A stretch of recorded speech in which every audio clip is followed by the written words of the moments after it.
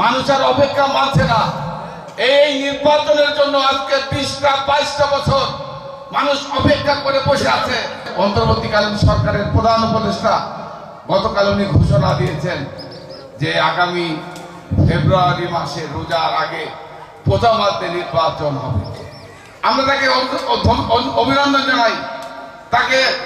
অভিনন্দন জানাই, স্বাগতম জানাই যে আগামী ফেব্রুয়ারি মাসে নির্বাচন চায়। বাংলাদেশের মানুষ এই নির্বাচনের জন্য অপেক্ষা করছে।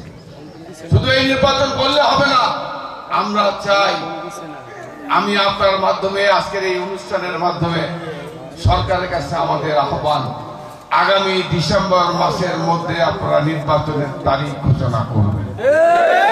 কারণ মানুষ আর রায় মানছে না, মানুষ আর অপেক্ষা মানছে না।